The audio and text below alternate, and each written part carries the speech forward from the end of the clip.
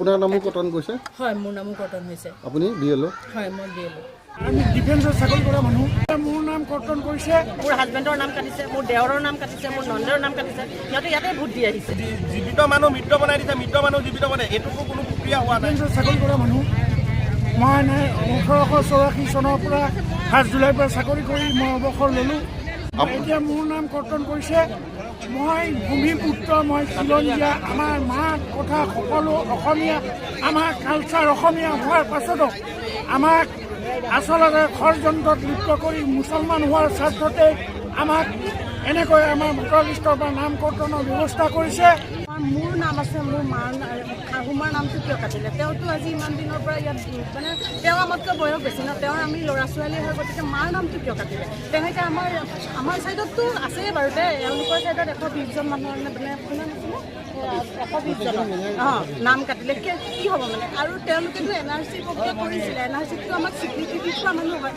NRC স্বীকৃতিপ্ৰাপ্ত হোৱাৰ পিছতো তেওঁলোকে এতিয়া কি ভিত্তিত বিয়লক দি পেলাই এইখিনি কাম কৰালে?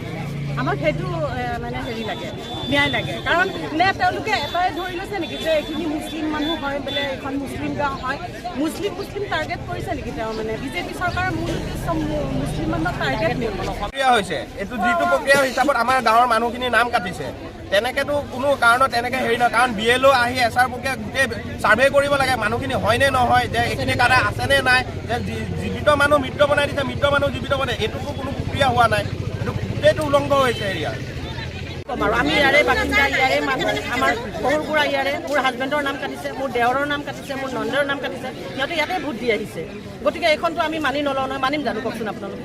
আমাৰ দুটা কেন্দ্ৰৰ ভিতৰত ঐতিহাসিক মুছলমান, যিখন খিলঞ্জীয়া মুছলমানৰ গাঁও, এইটো তাৰ পৰা 120জন মানে ভোটাৰৰ নাম মানে উদ্দেশ্যপূৰ্ণভাৱে কাটাৰ ব্যৱস্থাটো কৰিছে। কাৰণ কোনোবা এজন দূৰৰ ব্যক্তিয়ে কমপ্লেইন মাৰিছে যে আমুক মানুহজন মৃত, আমুক আমাৰ ইয়াত নাই, পাৰ্মানেণ্টলি ইয়াৰ পৰা চিফ্ট হ'ল, কিন্তু সম্পূৰ্ণ এটা গোটাত মিছা। কটন কৈছে? হয়, মোৰ নামো কটন হৈছে। আপুনি বিএলও? হয়, মই বিএলও। আপোনাৰ নামো কটন কৈছে? হয়, মই SR কৰিছোঁ, SIR কৰিছোঁ, গোটেইখিনি আমি কৰিছোঁৱেই, কিন্তু মোৰ নামতো আহিছে। মোৰ নামতো কোনোবাই অভিযোগ কৰিছে যে এখেত এবচেণ্ট বুলি। এইটো ষড়যন্ত্ৰ নেকি? এইটো ষড়যন্ত্ৰ বুলিয়ে ৰাইজে এতিয়া ভাবিছে আৰু।